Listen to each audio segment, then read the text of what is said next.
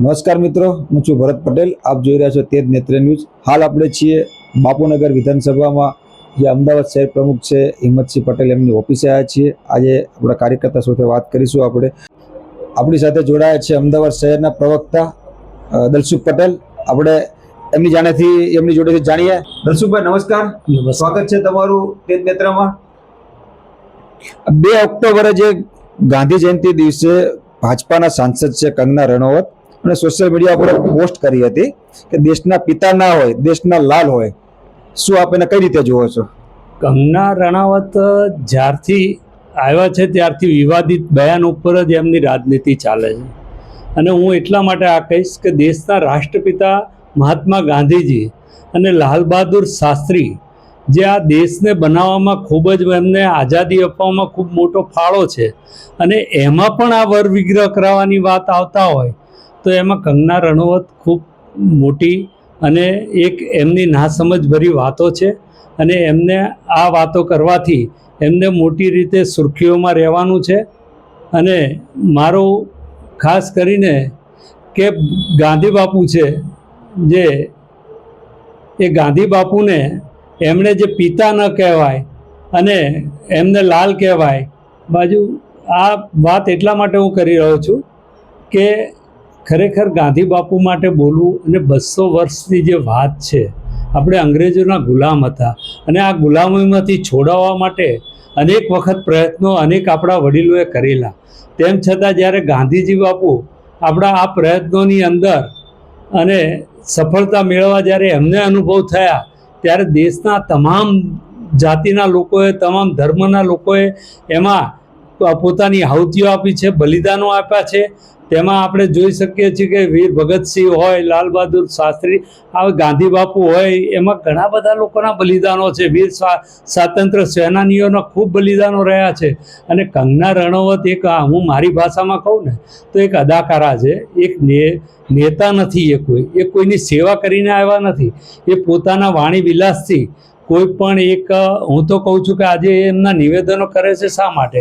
આજે કિસાનો જ્યારે મરી રહ્યા હતા, એમના આંદોલનમાં હક માગી રહ્યા હતા, MSP માગી રહ્યા હતા, અને કિસાનો જ્યારે એમની લડાઈ લડી રહ્યા હતા, એમાં હજારો લોકો કિસાનો મરી ગયા. અને ત્યારે પણ એમને ખૂબ બળાત્કારી કહેવામાં આવ્યા, એમને ખાલિસ્તાન કહેવામાં આવ્યા, અને એમની ઉપર રેપિસ્ટ કહેવામાં આવ્યા.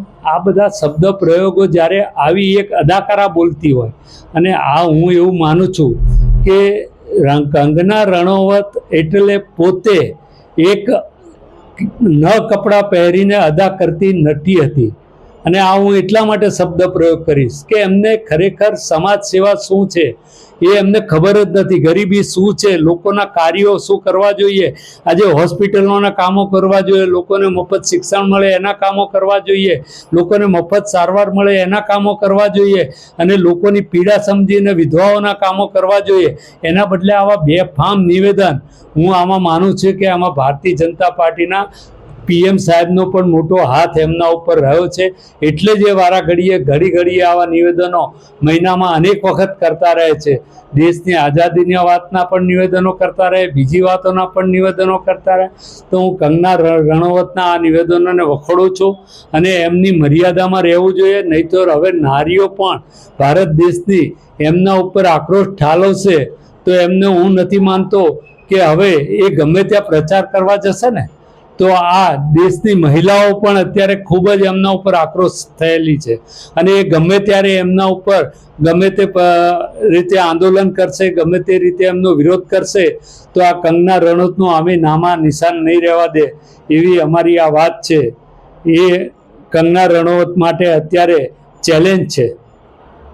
બીજો પ્રશ્ન છે, કિસાનો માટે બળાત્કારી અને ખાલિસ્તાની તેમજ દેશદ્રોહી જેવા બેભાન નિવેદનને લઈને શું એના પર કોઈ કાર્યવાહી કરવામાં આવતી નથી આવા ભાષણથી? એના દેશના આ બધા, જ્યારે કંગના રનૌત આવા બધા નિવેદન કરતી હોય અને એના પક્ષ પ્રમુખ જે બી નડ્ડા હોય, મોદી હોય, અમિત શાહ હોય, અને આની ઉપર અનેક લોકોએ ફરિયાદો કરવાના પ્રયત્ન કરે, છતાં એમની ફરિયાદો ન લેવામાં આવે, એમને સાંભળવામાં ન આવે. એટલે જ્યારે સત્તાના 4 હાથ હોય ને, અને એમનું, જાણે હું તો એવું કહીશ કે આ કંગના રનૌત પણ એક કઠપુતળી છે. એ બોલે છે પણ એને બોલાવનાર કોઈ છે, એટલે એમને આદેશ ઉપરથી મળે છે અને કઠપૂતળી બોલી રહી છે, એ કઠપૂતળી જેમ નાચ નચાવે એમ નાચ નાચી રહી છે, એ મારી આ વાત છે. દલસુખભાઈ, છેલ્લો મુદ્દો છે. હિમાચલમાં પડોશી રાજ્યના યુવાનોને નશો કરવા આવે છે તેમ કહીને પડોશી રાજ્યોને બદનામ કરે છે, એને લઈને શું કહેશો તમે? એવા પણ નિવેદન છે એના. એ હિમાચલની અંદર મંડીની પોતે એ ત્યાં સાંસદ છે અને એમણે જ્યારે એમના વિસ્તારની અંદર ખૂબ નશામાં લોકો પકડાઈ રહ્યા છે અને એમના લોકો આખા પ્રદેશના લોકો નશો કરી રહ્યા છે, ત્યારે એમનું બહાનું શોધવા એમણે પડોશી રાજ્યો છે એમને પણ એમના ઉપર એ નાખે છે કે પડોશી રાજ્યોમાંથી આ નશાખોરી લોકો આવે છે નશો કરવા માટે અને નશો ત્યાંથી લઈને આવે છે. પણ વાસ્તવિકતા છે આજે અદાણી અંબાણીનું બધાને ખબર છે કે આ નશાનું જે કૌભાંડ ચાલી રહ્યું છે અને નશો જે આવી રહ્યો છે એ આ બધા પોર્ટો ઉપરથી આવી રહ્યો છે અને ત્યાં એ વેચાઈ રહ્યો છે. આજે પંજાબથી લઈને ઘણી જગ્યાએ એના નશાના સેન્ટરો બની ચૂક્યા છે, એમાં હિમાચલથી લઈને ઘણા બધા લોકો નશો કરે છે. તો અમે તો એવું કહીએ છીએ કે કંગના રનૌત એ બીજા રાજ્યોને બદનામ કરવા માટે જ આ વાત કરી રહી છે અને જે વાત કરવામાં આવી હતી કે લાલ કહેવાય, એ લાલ વાતમાં પણ નાના બાળકને પણ આપણે લાલ કહીએ છીએ, નંદને પણ આપણે લાલ કહીએ છીએ, આ નંદના લાલાને પણ આપણે લાલ કહીએ છીએ. આવી વાતો બેફામ કરીને ખોટી વાતો ન કરાય. અને લાલ અને આપણા પિતા બધા એક જ છે અને પિતા જ બાળકનું શોષણ સામાન્ય રીતે એમનું ભરણ પોષણ કરે છે. અને આવી બધી વાતોથી કંગના રનૌતે પણ હવે સબક અને શીખ લઈને એમની વાતોને આવી જે દ્વેષદ્રોહ જેવી વાતો છે, બળાત્કારી જેવી વાતો છે, એમને વિરામ આપી એમને સાચા રીતે લોકસેવામાં લાગી અને પ્રજાના કામો બતાવી એમને હવે પ્રજામાં પોતાનું નામ કરવાની જરૂર છે. દલસુખભાઈ, છેલ્લો પ્રશ્ન છે કે હાલ આપણે નવરાત્રીનો તહેવાર ચાલી રહ્યો છે, જે આપણા હિન્દુ ધર્મનો મોટામાં મોટો તહેવાર કહેવાય છે, જેને લઈને પણ એક હમણાં થોડાક દિવસ પહેલા આપણા દેશના રાજ્યના ગૃહ મંત્રી છે હર્ષ સંઘવી સાહેબ, એમણે એક નિવેદન કરેલું હતું કે ગુજરાતીઓ સવારે 5 વાગ્યા સુધી ગરબા રમી શકશે. પણ એમાં પણ અત્યારે જે ગરબા આયોજકો છે, જે પાર્ટી પ્લોટના આયોજકો છે, એ લોકોના મનમાં પણ ઘણી એવી ચિંતા થઈ રહી છે, કારણ કે ગૃહમંત્રીએ તો નિવેદન આપી દીધું છે કે સવારે 5 વાગ્યા સુધી ખેલૈયાઓ ગરબા રમી શકશે, પણ એમની જ પોલીસ 12, 12:30 વાગે ત્યાં ગરબા બંધ કરવા પહોંચી જાય છે. તો એમાં આયોજકોમાં પણ ઘણી અચમંદ ઊભી રહી ગઈ છે. આમાં આપણે કઈ રીતે હવે એડજસ્ટ કરવું, એને લઈને શું કહેશો? ખાસ કરીને આપણા ગૃહમંત્રી છે ને એ પણ એક પ્રચારમાં રહેવા માટેના એક પેલા બની ગયા છે સંસાધનમાં, અને ખરેખર એવું ના હોઈ શકે. આજે જે નિયમોથી કમિશનરે નથી બહાર પાડ્યું કે આપણે સવાર સુધી ગરબા રમી શકીશું, એ કોઈ કાયદાકીય ભાષામાં નથી આવતું. આમણે જ્યારે ગૃહમંત્રી હોય ત્યારે એમણે કાયદાકીય લાવવું હોય તો એમણે ડીસીથી લઈને નિવેદન કરાવવું જોઈએ કે સવાર સુધી લોકો ગરબા રમી શકશે. પણ આજે ગરબા ન રમી શકે એના માટેના ગઈકાલના પહેલી જ રાત્રિના બનાવો એવા છે કે પોલીસ ઘણા પાર્ટી પ્લોટોમાં રાતે 12 વાગે બંધ કરાવવા ગઈ અને પાર્ટી પ્લોટ સાથે એમને ઘર્ષણ થયું, ખેલૈયાઓ સાથે એમને ઘર્ષણ થયું અને એ ઘર્ષણનું પરિણામ કાલે અમે જો એવું માનીએ છીએ કે આ 9 દિવસ ગરબા ચાલશે અને જે રીતે ગૃહમંત્રી બેફામ નિવેદન બોલે છે કે ના સવાર સુધી ગરબા રમવા જોઈએ અને ગરબા રમવાની છૂટ છે, તો એમાં કંઈ પણ અજુગતા બનાવો બનશે અને એમાં કોઈ પણ એવા ખરાબ બનાવો બનશે તો શું એ ગૃહમંત્રી જવાબદારી લેવા તૈયાર છે? આજે એક બનાવો બનવાના ચાલુ છે. આજે ઘણી વખત ગઈકાલે જ રાત્રિના બનાવોમાં બેફામ ગાડીઓ ચલાવતા અને લોકોને કાલે એક્સિડન્ટ પણ થયા છે, એમાં મરણ પણ થયા છે. તો એના જવાબદાર શું ગૃહમંત્રીને ગણી શકાય ખરા? એવું પણ હું આપના માધ્યમથી કહી શકું છું. એટલે હું એવું માનું છું કે ગૃહમંત્રી આ બેફામ નિવેદન કરીને દેશ આપણા જે ખેલૈયાઓ છે, આપણા જે ધાર્મિક પ્રજા છે એની સાથે ખિલવાડ ન કરે.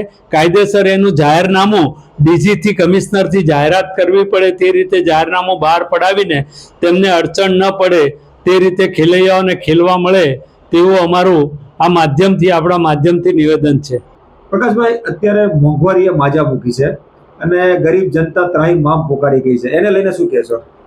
મોંઘવારી એટલી બધી વધી ગઈ છે જેની કોઈ સીમા નથી.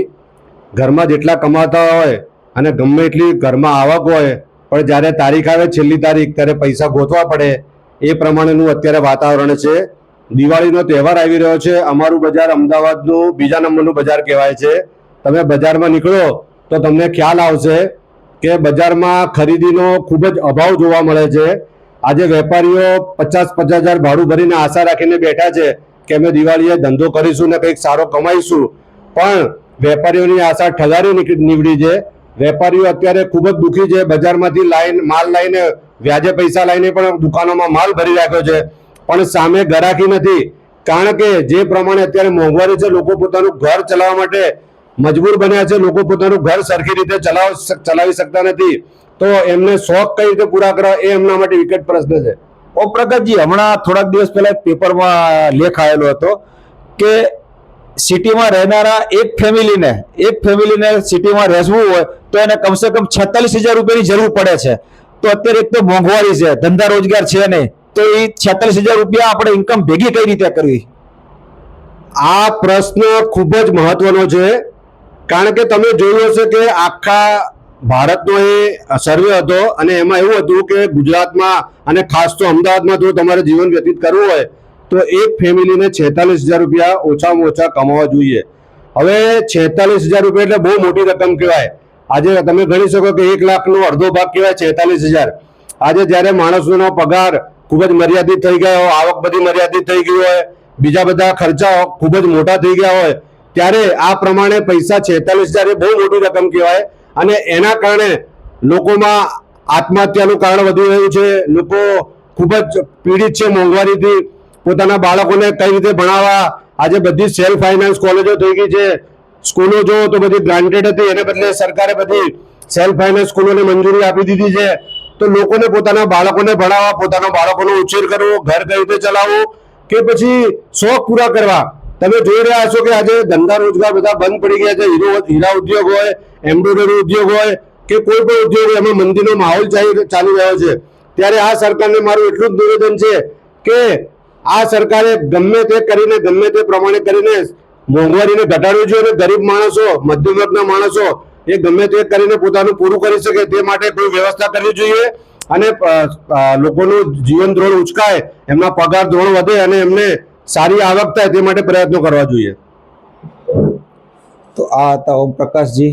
એનું કહેવું એવું છે કે ભાઈ સરકારને મોંઘવારી કઈ રીતે ઓછી થાય એનું ધ્યાન રાખવું જોઈએ અને ગરીબ જનતાને કઈ રીતે લાભ થાય એની કાર્યવાહી કરવી જોઈએ એમની